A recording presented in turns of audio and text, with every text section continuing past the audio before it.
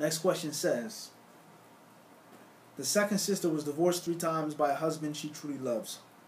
The man is an attorney and fairly well off. He could easily afford 3 to 4 wives.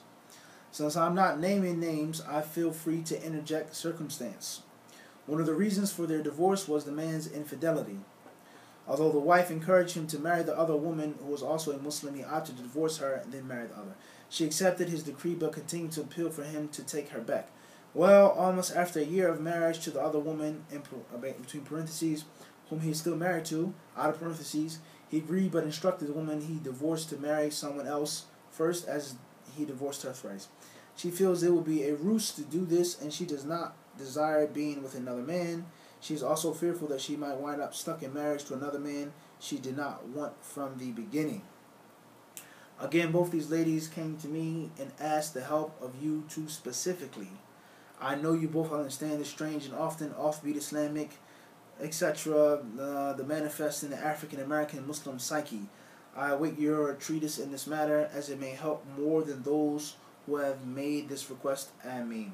P.S. Please note, due to the emotional stake in these matters, that a swift response will be better than a time-delayed one. We say, may Allah subhanahu wa ta'ala bless you and give you good in this life and thereafter. Also, the sister who's actually being spoke about in the issue.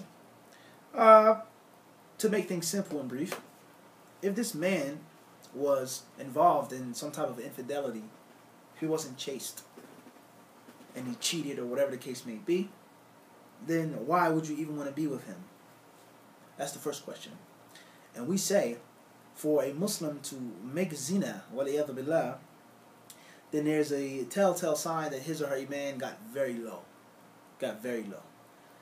In most cases, that the iman was low and a person was beat down by shaitan with several blows in the fight. He was hit in the body and in the head and the chin, the uppercut, overhand right. He was beat down for some time, and the zina was a finishing punch, waliyadhu billah, for a person to get that weak. In most cases. Not all the time, because somebody could be a good Muslim and shaitan could, just jump on him and catch him at a weak time. Hit him with a sucker punch. A lucky shot, as they say. A good fighter can get dropped at any time. Let his guard down at the wrong moment, whatever the case may be. A wild punch. But in most cases, we say in most cases, someone who has strong iman, alright, a good fighter, in most cases, is not going to get floored like that easily. Rather, it was the accumulation of punches and the wear and tear on the body that led to the KO. So in most cases, when a person is making zina and they're in an infidelity situation like this, like that, cheating, let alone them getting caught.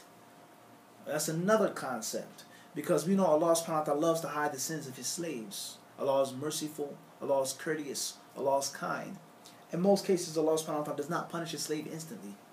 And whenever you catch somebody stealing, whenever you catch somebody in a lie, whenever you catch somebody making zina, whenever you catch somebody listening or watching something they're not supposed to, in most cases, not all the times, not absolute, but we say, in most cases,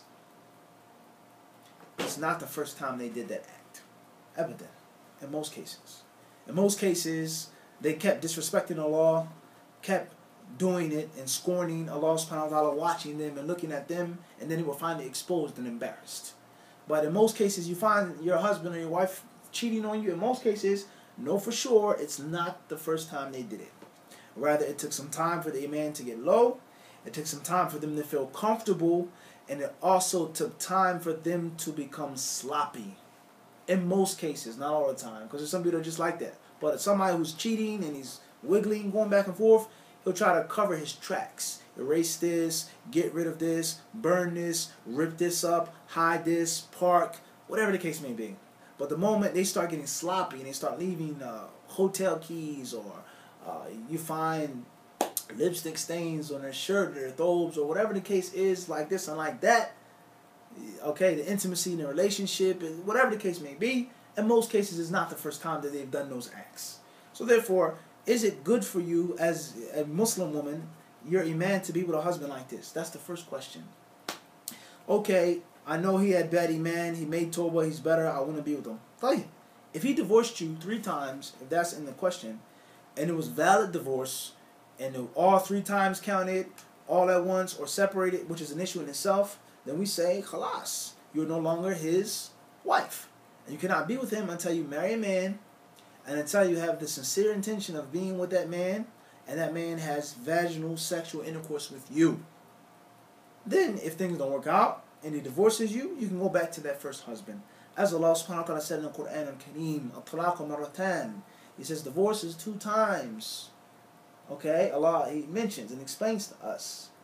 And that a woman cannot go back to that first husband حَتَّى تَنْكِحَ زَوْجًا غَيْرَهُ, until she marries another man. And what's meant by marrying another man, as is explained in the authentic hadith that's collected in a Sahih, in which the woman wanted to go back to her first husband, the Messenger of Allah sallallahu alaihi wasallam said, لا حتى يذوق عسيلتك وتذوقي عسيلته, أو كما قال عليه الصلاة والسلام. He says, no, until you taste his usayla, and until he tastes your usayla.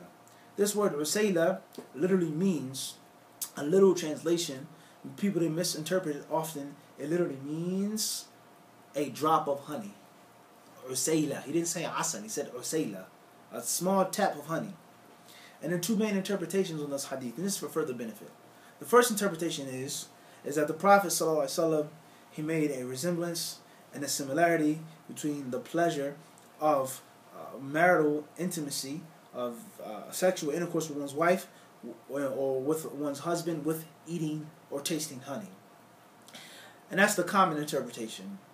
Another interpretation, as was mentioned by Ibn Athir in his book Al-Nihaya fi Gharib al-Hadithi wal-Athar, is that the permissibility of her going back to her first husband takes place with the smallest taste of the honey. In other words, it doesn't have to be a big, long relationship. It doesn't have to be a means of pleasure and enjoyment.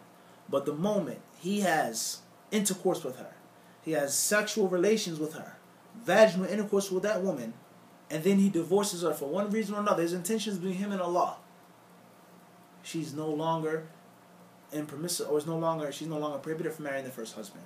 And that's why I said usayla, a small taste. It doesn't have to be a big, long thing. We know that it's impermissible, and it is a major sin according to that hadith. لَعَنَ اللَّهُ الْمُحَلِّلَ وَالْمُحَلَّلَ لَهُ. The hadith is collected in the Sunan. That Allah curses a man who makes a woman lawful for her first husband, and He curses the man for whom that is done. In other words, if 2 men come together and they say, listen, Fulan, marry my ex-wife. I've divorced her 3 times. She can't come back with me. Marry her, have sex with her, and then instantly divorce her so I can take her back. Okay, that's haram. That's haram.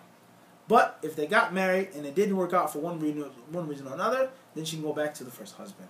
Now, that's a long issue in itself about the 3 divorces. How did the 3 divorces take place? Did He say them all at once? Did He divorce you once? Then 2 years later divorce you again? Then 7 years, it all depends. All those issues, they need to be dealt with, and a person needs to sit down with someone who has knowledge, someone who has wisdom, and someone who has experience in your country, in America, whether it's the Imam of the Masjid or whoever you can get to that has, with those conditions I said, knowledge, experience, and wisdom. Listen to both sides, deal with the situation as if he was a qadi, as if they were a qadi, as if they were a judge. In America, we don't have Islamic courts. Maybe there are some small-scale type of Islamic courts in some places, but we don't have real Islamic courts like that.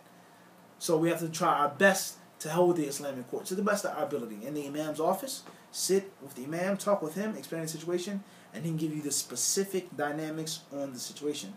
That's the general answer to the question, not the specific tailor-made answer, whereas these issues we have to deal with sitting with the people, listening to the people, and as some of the ulama mentioned, actually looking in the eyes and the faces of the people. And as some of the people of knowledge mentioned, from the times in which it's permissible for a woman to show her face is in front of the judge. In front of the judge. And as a wise man once said, he said, it's all in the eyes. They never lie.